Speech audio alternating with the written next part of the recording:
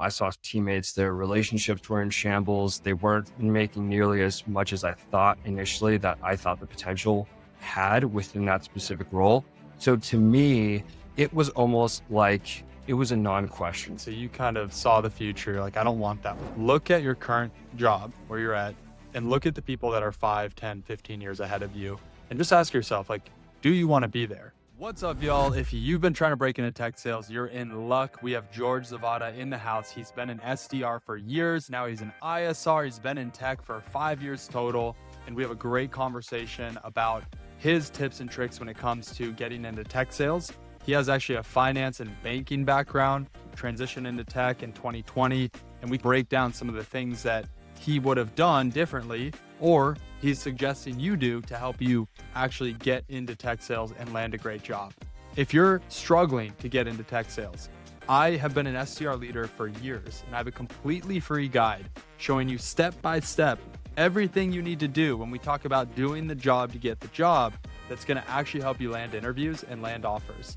That guide will be in the description below. Totally free to sign up. I'll even DM you once you get over there to make sure you're set up for success. Hope it helps you. Hope you enjoy the conversation. What's up, George? Thanks for being here, man. Really appreciate you taking the time. Appreciate you, Jack. Yeah, absolutely. Happy to jump on. I've been did a deep dive on your work, so happy to be here. Love what you're doing. Love it. Love it. Well, tell us what you're doing. So where are you currently? What's your title? And how long have you been in the role you're in? Yeah, so I'm in the Denver metro area. I'm currently an ISR, inside sales representative, coming up on a year and a half now, formerly an enterprise SDR, then moved on to strategic enterprise SDR and now an ISR. Ooh, fancy titles, man. That's awesome. I remember my first promotion as an SDR. I was like so hyped about the titles, but you get strategic enterprise SDR. Is that what you got at one point? Yeah, that's right. I was formerly under that specific title. We were tasked to target the 1% of accounts within our account Wow. match. So the Bank of Wow, man. America's, Merrill Lynch, Mercedes-Benz, so on and so forth. Tough gig, but it does make you feel super special. Like enterprise SDR, that's already like, okay, they're enterprise, like they're legit.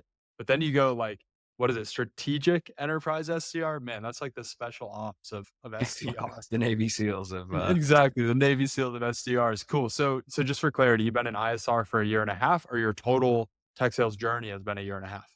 I've been an ISR for a year and a half. So my total tech sales journey coming up on almost 5 years now.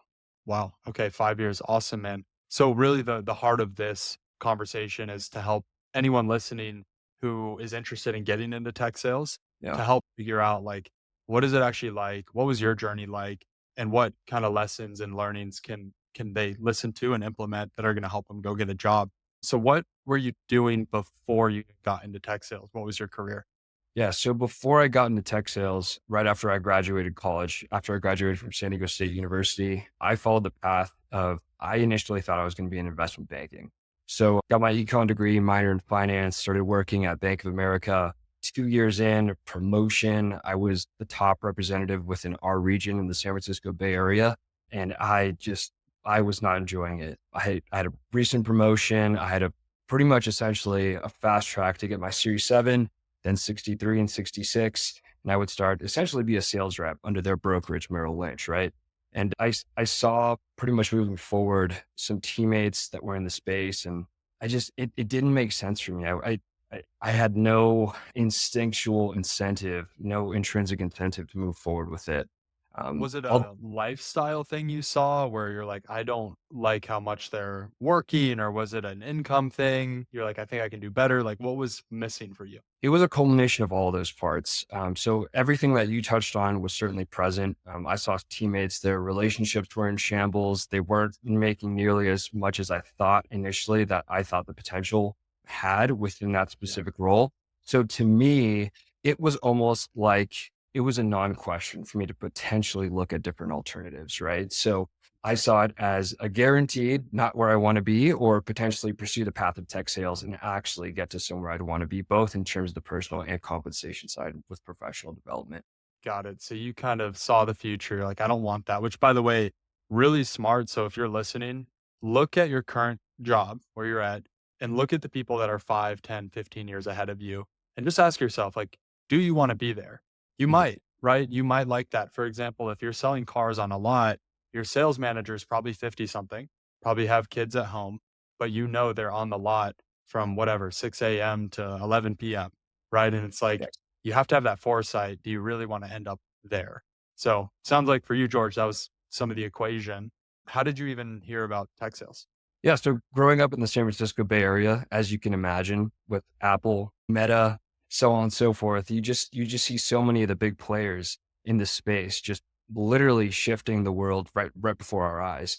And growing up in the early 2000s in the space, like during, this brewing of the tech boom made an impact on me. And when I read a statistic that less than 1% of the local population in the Bay Area was actually involved with what I considered a gold rush, like that's when that was like a huge trigger point for me. It was a That's turning point for crazy. me to actually pursue this.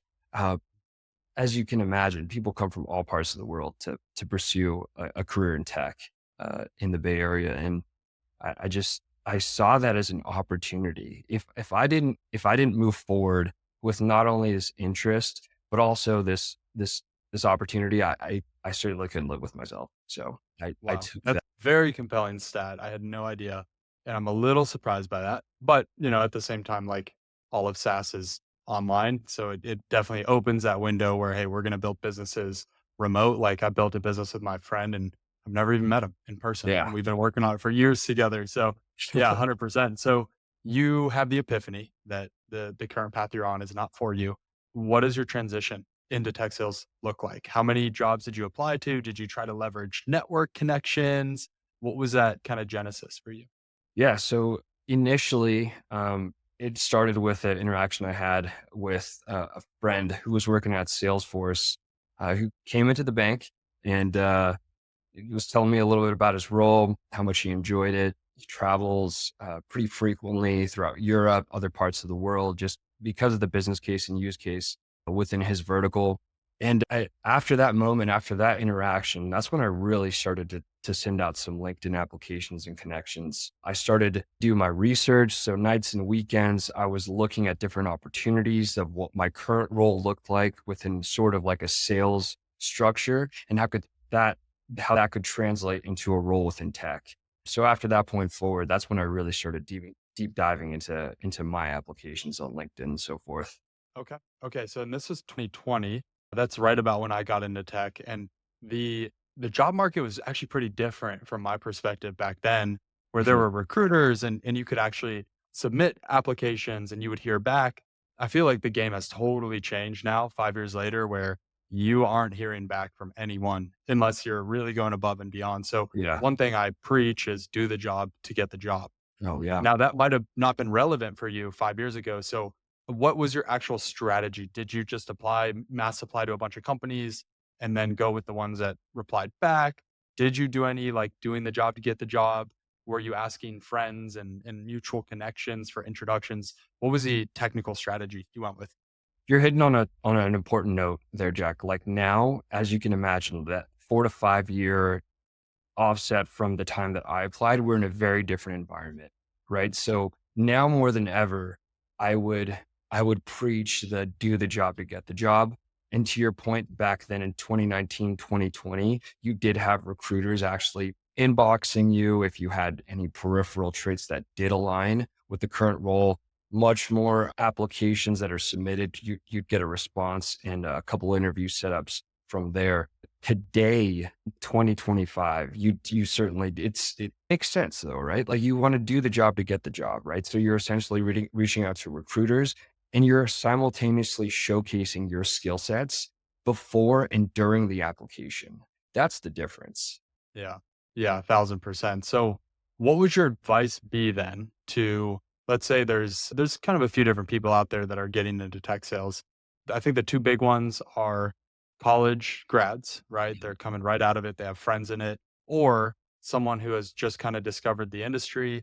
Maybe they're in a parallel sales field, maybe they're a server, bartender, right? And they don't have experience. So, what would your advice be to those people to help them actually go get a job as an SDR, BDR. Yeah.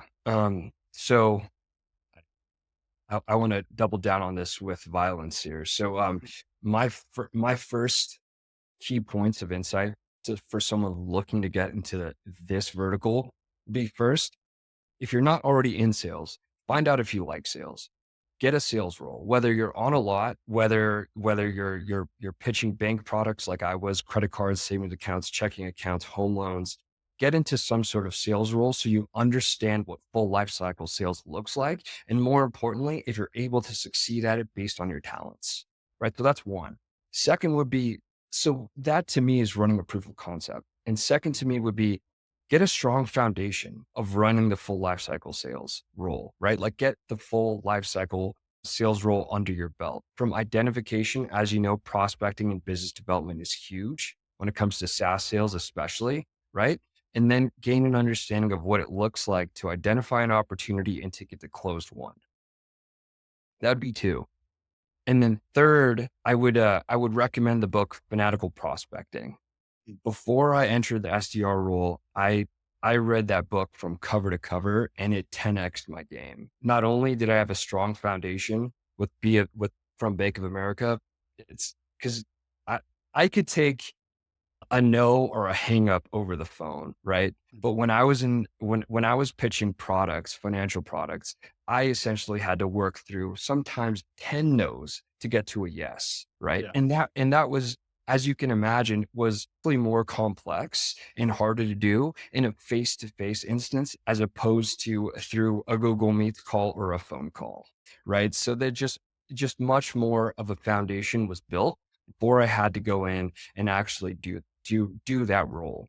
So Yeah. levels ahead in just in terms of gaining bootstrapping my sales experience. So good. So good. I And think the main thing go ahead if you had yeah, more to that. and then I just want to I would say leverage LinkedIn. And then lastly, this is one thing I want to hit home because you touched on this. Treat the application process like you're running the sales play. Do the role to get the role. Absolutely. What I like about your response there is you're actually concerned with kind of the proof of concept to make sure, hey, do you really want to do this?